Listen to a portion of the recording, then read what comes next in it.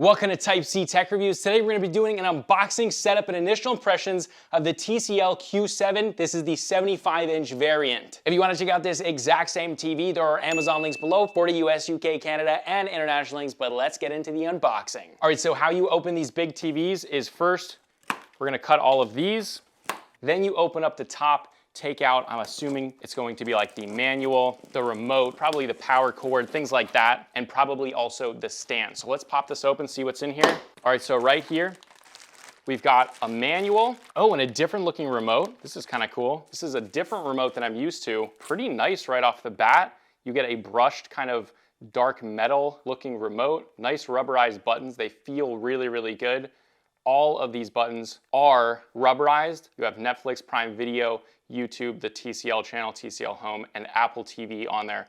Really like that I have that YouTube button there. That's something that I miss on the TV that I had on this before that. And then obviously you get two AAA batteries right there. That brushed kind of metal. It is not metal, but it is plastic, but it does feel pretty good in the hand. Light, but it doesn't have any batteries in it. But overall, I really like the remote.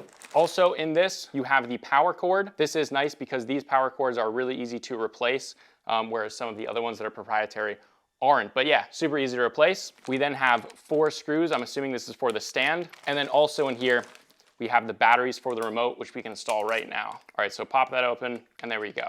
Now feeling the weight of it, it's a pretty nice feeling remote overall. I'm really digging the new TCL remote. And very cool feature here, in the dark, it is backlit. I don't know if you're able to see that. We'll get some B-roll if you can't, or just watch the full review coming in a few days. But yeah, a fully backlit remote. It looks like it's on maybe all of the time until it kind of times out. That's really cool. All right, so with these, we're gonna pull these out, and then we've got the 2 pieces of the stand. One is over here. We're just gonna rip this open. That is a large stand. It is solid metal here.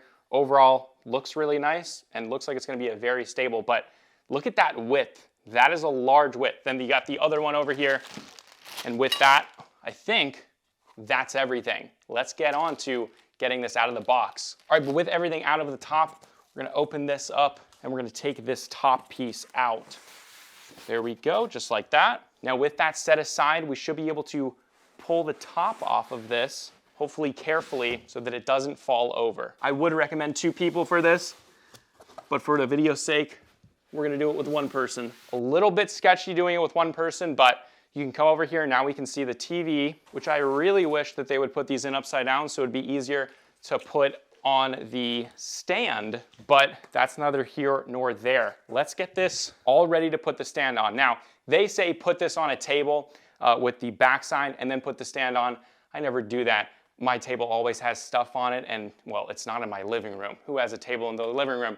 So what I typically do is I get a few pillows, set them down, and then I'll put the edge right there with part of it on the carpet so that I can kind of just reach up there and put that stand in. So that is what we're going to do now. All right, guys, we're gonna move it now and put the stand on.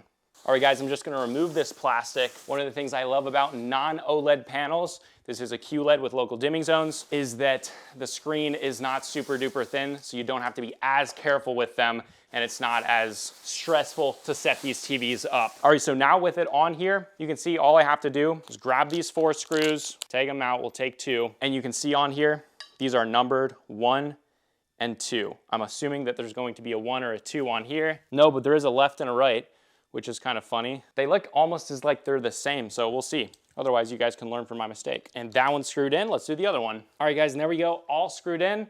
TV is pretty much ready. This is a super easy process. It doesn't need to be stressful. I know it can be with setting up TVs, but it doesn't need to be. All right, guys, now setting it on the stand. Unfortunately, our speakers could not fit, but I will say though, these legs are absolutely ginormous. Okay, guys, to plug this in, the power is on the left side if you're facing the TV. So we're gonna go ahead and plug this in. All right, guys, with it all plugged in, we're gonna check out the ports really quick. All right, guys, for the ports, we have HDMI 2.1 here. We have 4 of those. I believe I'll put it in the full review if I don't have it. Then we have your cable, USB, an audio out, and an optical audio out down there. I might be missing a few, but we're gonna go ahead and plug the PS5 in, so once it's all booted up, we can test out, see how it games, because I've heard this is a very good gaming TV. We're gonna test all of that. Now, I will say the number 1 HDMI port does say 144 Hertz, so This has high refresh rate up to 144 Hz and FreeSync Premium Pro. So even if you want to game on a console like a PS5 or a PC, this thing is probably going to do very well. That will be all tested in the full review, obviously coming in a few days, maybe a week. But with that, let's get all this plastic off of it because there is quite a bit. All right, guys, and there we go. All the plastic's off of it. Let's get it turned on, set it up. We'll do an initial impressions with some content, and we'll check out the gaming performance as well as the speakers. All right, so we're gonna turn it on with the remote. Now, a couple of really cool features here. You can come closer. Obviously, metal on the stand here, metal all along the edges, like really, really premium looking features, even for like that like budget mid-grade. It's very, very pretty. We got this really small bezel down here, kind of reminiscent of almost like a monitor, like a PC monitor. And there we see the cool loading screen. This is definitely like the more modern loading screen stuff because this is a Google TV, which is honestly probably my most preferred OS. It used to be Roku, but Google TV is so good now. All right, we're gonna choose English. All right, and then you set everything up with your phone, so it's super, super easy. We're gonna go through that, and then we'll be right back. All right, guys, we set it up with Google Home. It needed an update, pretty standard stuff for a TV, but all right, now we're gonna pair it using the Home and OK button. There we go, looks like it's working, and there we go. It's all paired. You can pair it with HomeKit, the Apple HomeKit. Now it's just going to install the apps that I selected, which I think was just like YouTube and YouTube Music and a few other apps. All right, guys, let's finally check it out. TVs always take a little bit of time just to wait, but there we go. Let's see the responsiveness here. Oh yeah, very, very responsive. A slight amount of lag when going through things really quickly, but yeah, I mean, this is what you'd expect from this price point, but very nice updates with the whole Google system. You have like nice graphics overall. The buttons are fantastic. But let's go into some YouTube and see how this thing looks. All right, guys, now checking out the overall panel. I'm gonna sit right in the middle. And again, full sunlight, tons of windows, tons of light. The brightness seems to be pretty good. But let's go in there and actually test out the brightness. First of all, the picture looks really, really good. Let's go into the settings.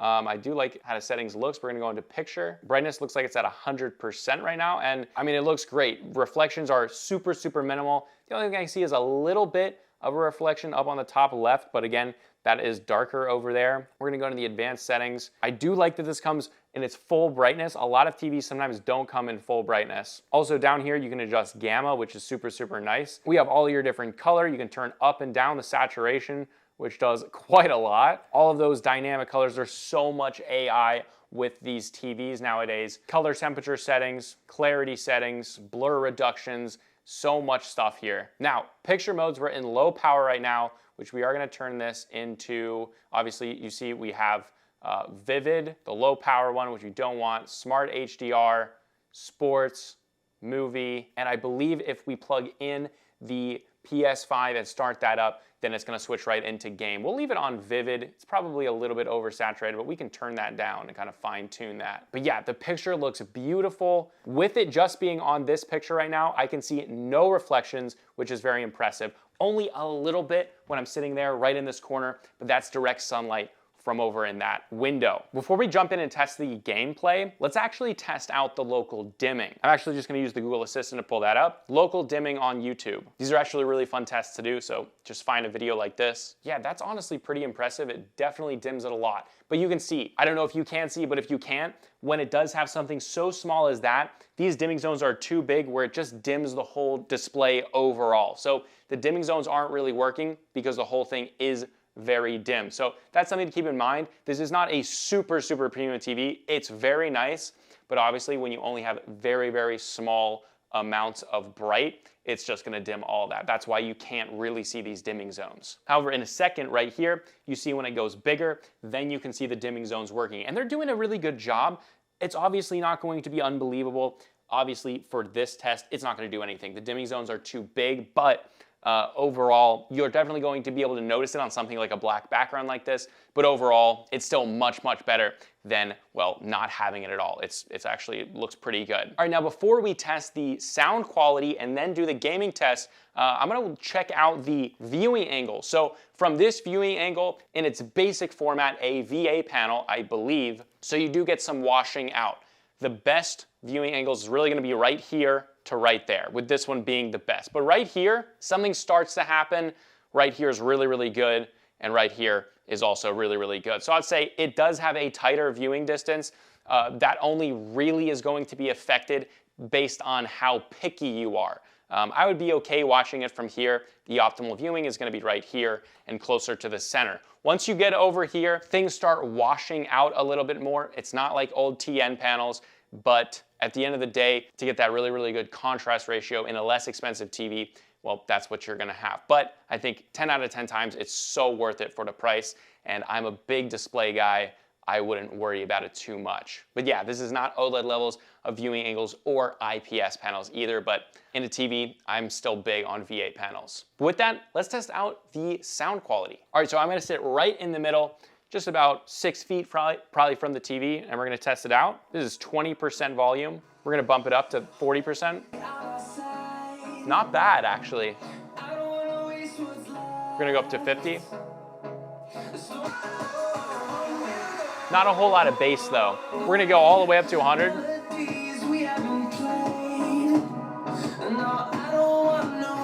Overall, really good clarity. If what you want is hearing vocals and things like that, like in movies specifically, this is gonna be great for that. Listening to music, it doesn't have much bass there, and it actually doesn't get that loud. We've had a lot of budget TVs that get like eardrum destroyingly loud.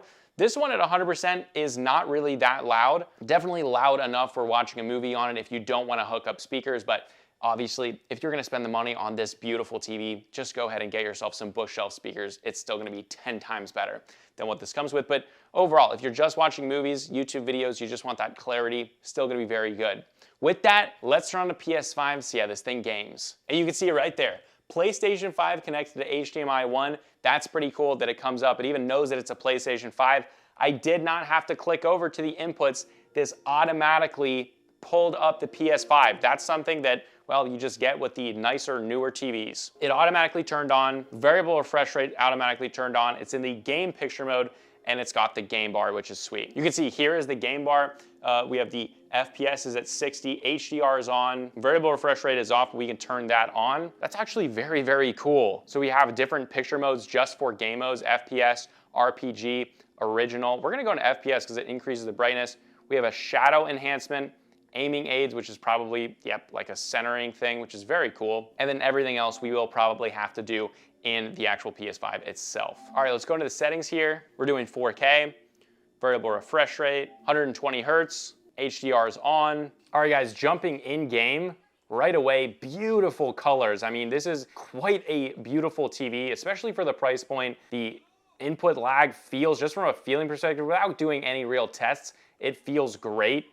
Very, very clear. But honestly, I'm really impressed with the picture quality here and a very fast gaming experience. I've just been gaming on a fairly budget TV before this for testing, and this is definitely a whole lot better. Yeah, I am really impressed here. As far as gaming experience, just off the bat, I don't really want to stop playing, but a really, really enjoyable experience. Just from initial impressions, the Q7, from everything I've been looking up, well, it seems like it's gonna be one of the best gaming TVs out there, and just TVs overall for this year, especially if you're looking in that price point that is in that high budget, low mid-range. The Q7 is definitely one that you should look at, but I'm gonna be testing it over this week, taking notes and just using it as my daily TV, and then in a week I'll be doing my full review. Again, if you want to check it out, there are Amazon links below for the US, UK, Canada, and international links. But this is Type C Tech Reviews, and I'll see you guys in the review.